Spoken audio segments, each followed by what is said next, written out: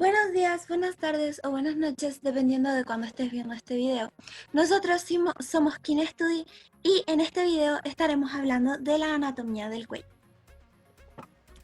Antes de empezar a hablar del cuello en sí, debemos saber dónde estamos ubicados hablando. En este caso estaremos hablando de la columna vertebral, que es el mayor sostén de nuestro cuerpo. La columna vertebral se divide en tres grandes grupos, más el sacro y el coxis, que vendrían siendo la columna cervical, la columna dorsal y la columna lumbar. En este caso, específicamente cuando estamos hablando del cuello, hablaremos de la columna cervical. La columna está compuesta por 34 vértebras, 7 cervicales, 12 torácicas, 5 lumbares, 5 sacrales y de 3 a 5 coxillas. Como mencionamos anteriormente, sabemos que la columna está dividida en hartas partes, por lo que existen diferencias entre la osteología de cada uno. Por ejemplo, si hablamos de la vértebra cervical, podemos decir que su cuerpo es alargado de forma transversal, pero corto de antero-posterior, completamente distinto con lo que pasa con la vértebra dorsal o torácica. También podemos decir que posee procesos transversos cortos y posee la característica de que son bituberculados, que son estos que se encuentran aquí. Significa, al ser bituberculados, que poseen una parte anterior y una parte posterior.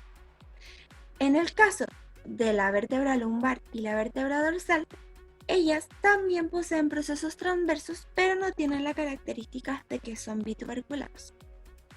También en este proceso transverso, la vértebra cervical contiene un foramen que sirve para el paso de la vena y de la arteria vertebral. También podemos decir que sus procesos articulares se encuentran orientados en forma diagonal hacia posterior.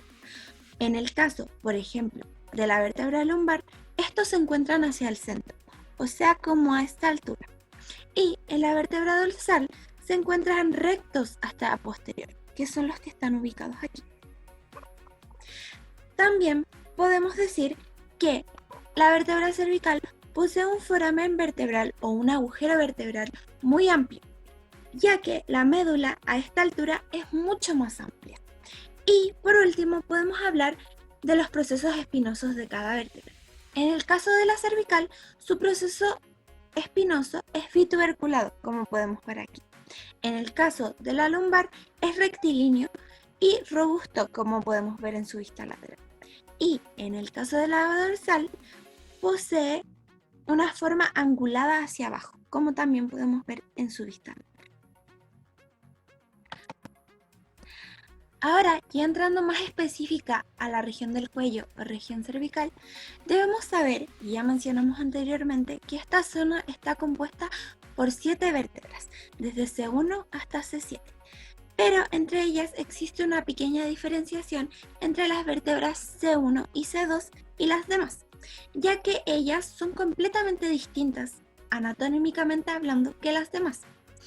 Y esta separación es de vértebras cervicales, atlas y axis. Atlas vendría siendo la vértebra 1 o C1 y axis vendría siendo la vértebra 2 o C2 y las vértebras cervicales inferiores que van desde C1 a C7.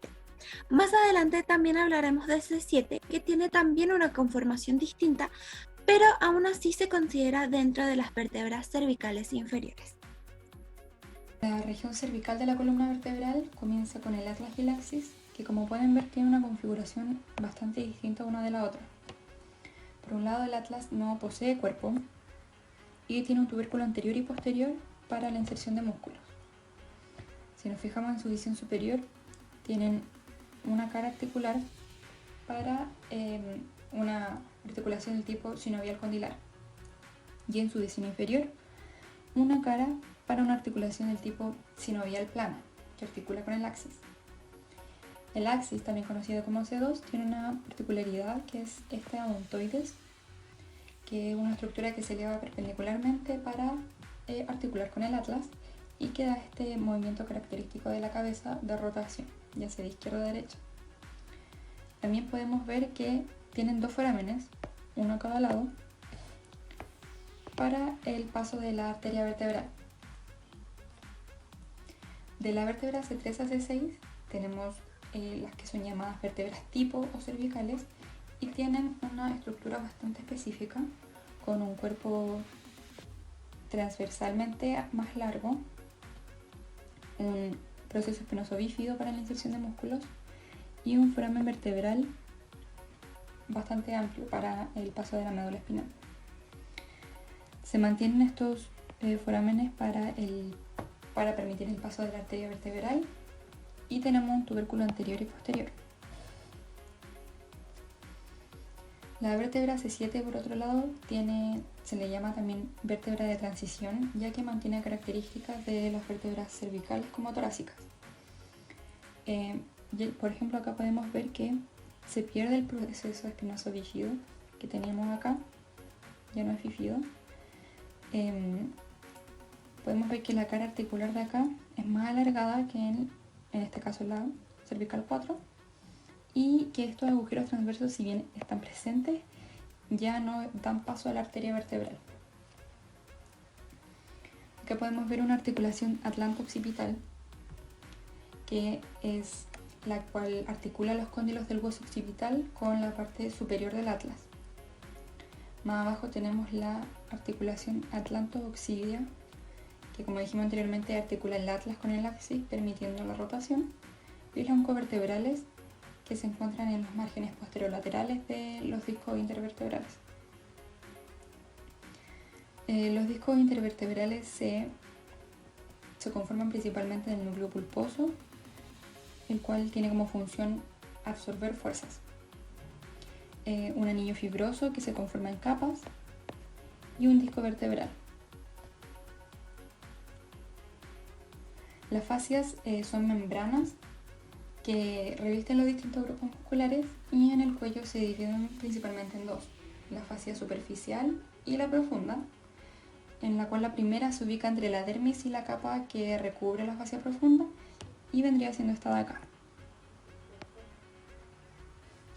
Mientras que la fascia profunda se subdivide en tres: una lámina de revestimiento, pretraquial y prevertebral. Por la lámina de revestimiento discurren el plexo cervical superficial, las venas yugulares anteriores, junto con la rama mandibular del nervio facial. Y como dice acá, se extiende desde la base del cráneo hasta el tórax. La capa pretraquial envuelve el paquete nervioso del cuello, mientras que la prevertebral se extiende desde el cráneo hasta... Ahora hablaré de los triángulos del cuello. El cuello se puede dividir en dos triángulos, un triángulo anterior y otro triángulo posterior, cuyo elemento divisorio es el músculo esternocleidomastoideo. El triángulo posterior está delimitado por el borde anterior del músculo trapecio y el tercio medio de la clavícula. El triángulo anterior está dividido por cuatro triángulos, donde podemos encontrar el triángulo submandibular, el triángulo submentoniano aquí en celeste, un triángulo muscular aquí en amarillo y un triángulo carotídeo, que es por donde va a pasar la arteria carótida. Aquí tenemos una vista anterior de los triángulos del cuello, donde podemos observar el triángulo submentoniano, sublingual también llamado, el triángulo submandibular, el triángulo carotídeo, aquí en morado, y el triángulo muscular.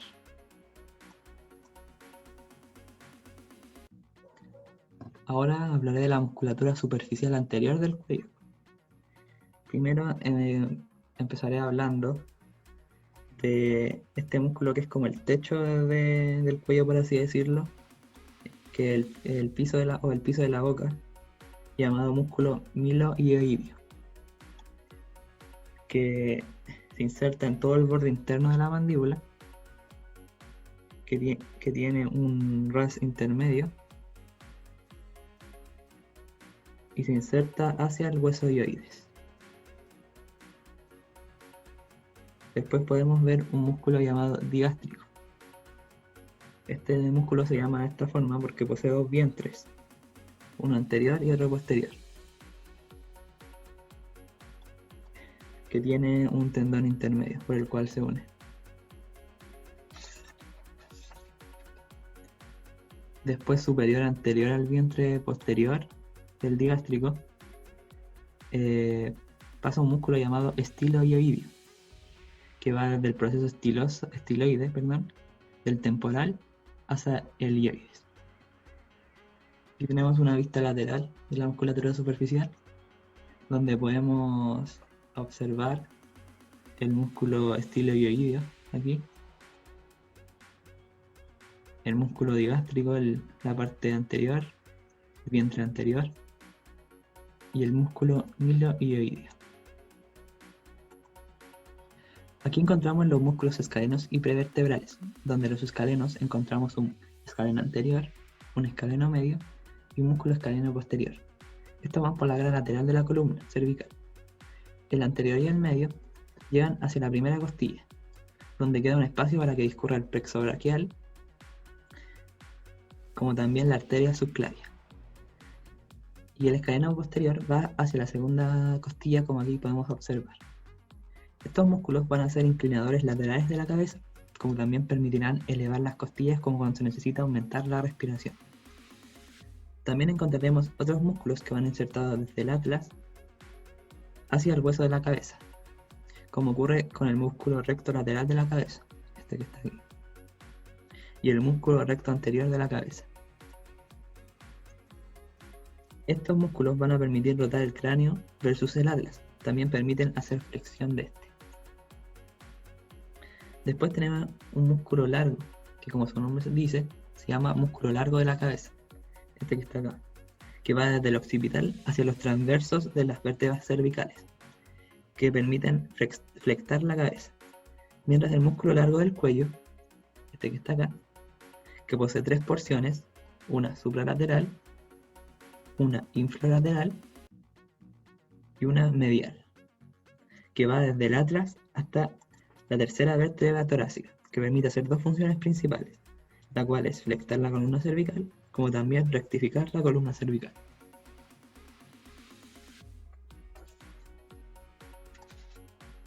Bueno, aquí encontramos el músculo esplenio de la cabeza, el músculo esplenio del cuello también, y el músculo elevador de la escápula, que está por acá. El músculo esplenio de la cabeza y el esplenio del cuello, si se contraen de una forma unilateral, se va a extender la cabeza, pero va a rotar mirando hacia el lado del músculo que se contraiga. Un ejemplo de esto es que si contraigo los músculos del lado derecho, voy a poder mirar hacia arriba y hacia lateral hacia el lado derecho. El elevador de la escápula, como su nombre lo dice, tiene la función de elevar el hombro. También encontramos el gran músculo trapecio, el cual posee tres porciones, una superior, una media y una inferior. Este músculo es un inclinador lateral, como también es un extensor de la cabeza. Y por último también encontramos al músculo angular, que está aquí, de la escápula, el cual conecta el cuello con el hueso de la escápula. Y bueno, para terminar, aquí hay un esquema resumen de la musculatura del cuello, en la cual podemos ver que se divide en un grupo anterior, lateral y posterior. Aquí entre los cuales, entre los músculos se pueden ver los más importantes, como por ejemplo el músculo digástrico, el estiloideo.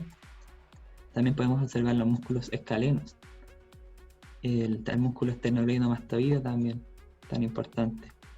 El músculo largo del cuello, también los transversos del cuello, el esplenio de la cabeza y del cuello, como también el músculo trapecio.